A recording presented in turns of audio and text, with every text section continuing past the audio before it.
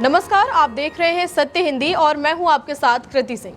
PM और CM को गिरफ्तार करने वाले बिल को लेकर विपक्ष ने बड़ी तीखी प्रतिक्रिया दी है। विपक्ष का कहना है कि इस बिल के जरिए सरकार गिराने का काम किया जाएगा। विपक्ष ने कहा कि इस बिल का मकसद तानाशाही लाना है। दरअसल केंद्रीय गृह मंत्री अमित शाह ने बुधवार को लोकसभा में 3 बिल पेश किए। ये तीनों बिल विवादों में घिरे हुए हैं। इन तीनों बिल में एक बड़ा प्रावधान ये है कि अगर कोई मौजूदा मंत्री, मुख्यमंत्री या यहाँ तक कि देश का प्रधानमंत्री भी किसी ऐसे अपराध में फंसता है जिसमें सजा 5 साल या उससे ज्यादा की हो और वो लगातार 30 दिन तक हिरासत में रहता है, तो उसे उसके पद से हटाया जाएगा। यानी सीधे तौर पर कहें तो 1 महीने तक जेल में रहने वाला कोई भी बड़ा नेता अपनी कुर्सी नहीं बचा पाएगा। इस बिल पर नेता प्रतिपक्ष राहुल गांधी का कहना है कि बीजेपी जो बिल ला रही है उस पर खूब चर्चा हो रही है। ऐसा लग रहा है जैसे हम फिर से उस जमाने में लौट रहे हैं जब राजा अपनी मर्जी से जिसे चाहे हटा देता था। अब किसी को जनता ने चुना है या नहीं, उसकी कोई अहमियत ही नहीं रह जाएगी। अगर किसी नेता का चेहरा सत्ता में बैठे लोगों को पसंद नहीं आया तो बस ईडी को बोलेंगे, केस दर्ज होगा और 30 दिन के अंदर उस चुने हुए नेता को कुर्सी से हटा दिया जाएगा। ये सीधे सीधे लोकतंत्र पर हमला है। जैसे ही अमित शाह ने ये बिल लोकसभा में पेश किया, सदन में जबरदस्त हंगामा मच गया। विपक्षी सांसदों ने बिल की कॉपियां फाड़कर सीधे अमित शाह की ओर उछाल दी और जोर जोर से नारेबाजी करना शुरू कर दिया। माहौल इतना गर्म हो गया कि लोकसभा को दोपहर 3 बजे तक के लिए स्थगित करना पड़ा। जब सदन दोबारा शुरू हुआ तो फिर से वही हंगामा देखने को मिला। आखिरकार भारी शोर शराबे के बीच इन तीनों बिलों को संसद की संयुक्त समिति को विचार करने के लिए भेज दिया गया है। बिल पर चर्चा के दौरान विपक्ष ने सरकार पर हमला बोलते हुए बिल का जबरदस्त विरोध किया। कांग्रेस सांसद केसी वेणुगोपाल ने कहा कि ये नया बिल संविधान की बुनियादी उसूलों को तोड़ने की कोशिश कर रहा है। वेणुगोपाल ने तंज कसते हुए कहा कि बीजेपी वाले कह रहे हैं कि इससे राजनीति में नैतिकता आएगी, तो फिर मैं गृह मंत्री से एक सीधा सवाल पूछना चाहता हूं।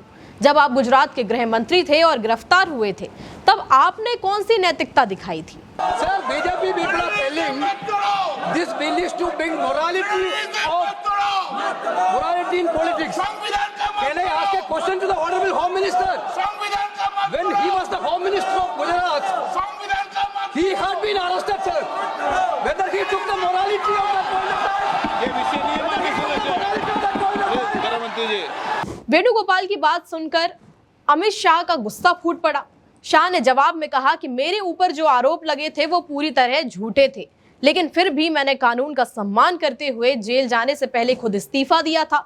मैंने संवैधानिक मर्यादाओं का पालन किया था। सिर्फ वेणुगोपाल ही नहीं, बल्कि कांग्रेस सांसद मनीष तिवारी ने भी इस बिल पर चर्चा के दौरान वो भड़क उठे और बोले, हमारा संविधान कहता है कि देश में कानून का राज होना चाहिए और जब तक किसी पर जुर्म साबित ना हो जाए तब तक उसे निर्दोष माना जाता है। लेकिन ये बिल तो उस सोच को ही उल्टा कर रहा है। अब अगर कोई अफसर किसी मंत्री को गिरफ्तार कर ले तो वो अफसर एक तरह से प्रधानमंत्री से भी बड़ा बन जाएगा। यानी बिना कोर्ट के फैसला दिए सिर्फ गिरफ्तारी के आधार पर किसी को पद से हटाया जा सकेगा। ये तो संविधान की मूल भावना के खिलाफ है। अध्यक्ष महोदय, भारत का संविधान का जो मूलभूत ढांचा है वो ये कहता है कि कानून का राज होना चाहिए। There should be rule of law, और उस रूल ऑफ लॉ, कानून के राज की बुनियाद है कि आप बेगुनाह हैं जब तक आपका गुनाह साबित नहीं किया जाता। You are innocent until proven guilty. This bill stands that fundamental maxim of jurisprudence on its head. It makes an investigating officer the boss of the Prime Minister of India. AIMIM प्रमुख असदुद्दीन ओवैसी ने भी bill का विरोध करते हुए कहा कि इससे सरकार की एजेंसियों को जज, जूरी और जल्लाद तीनों की ताकत मिल जाएगी। यानी बिना किसी ट्रायल या फैसले के ही किसी नेता को सीधे सजा दी जा सकती है। ओवैसी ने आगे कहा कि यह बिल उन लोगों के हाथों में पावर देगा जिन्हें जनता ने चुना ही नहीं है। इसका इस्तेमाल किसी भी राज्य सरकार को गिराने या परेशान करने के लिए किया जा सकता है। सीधा साधा मतलब ये है कि सरकार एक तरह से गेस्टापो जैसी डरावनी ताकत बना रही है। ओवैसी ने और क्या कुछ कहा, सुनिए। Now this bill clearly violates 74(1). Sir, this is the 1933 Gestapo when Gestapo was found in Germany. This government is hell-bent on creating a police state. this will be a death knell and leash our elected government, sir. Indian constitution is being amended to turn this country into a police state. BNS 152, the home minister promised in this house that sedition would not be used.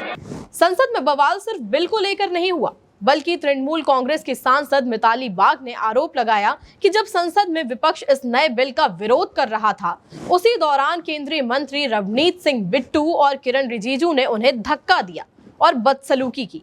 Mitali ने कहा कि ये बहुत ही शर्मनाक हरकत थी। हालांकि रिजिजू और बिट्टू ने इन आरोपों को सिरे से खारिज कर दिया है। फिलहाल टीएमसी की तरफ से इस मामले पर कोई आधिकारिक बयान नहीं आया है। अगर आपको हमारा ये वीडियो पसंद आया हो तो इसे लाइक जरूर कीजिए, दोस्तों के साथ शेयर कीजिए और चैनल को सब्सक्राइब करना मत भूलिए। बेल आइकन दबा दीजिएगा ताकि अगली बार जब भी हम आपके लिए ताज़ा अपडेट लेकर आएँ तो उसकी खबर सबसे पहले आप तक पहुँचे। आप हमें कमेंट करके बताइए कि आपका इस मुद्दे पर क्या सोचना है। हम फिर मिलेंगे हर खबर की अपडेट्स के साथ। तब तक के लिए नमस्कार।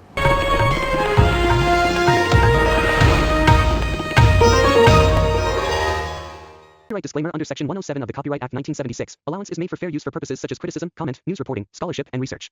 Fair use is a use permitted by copyright statute that might otherwise be infringing.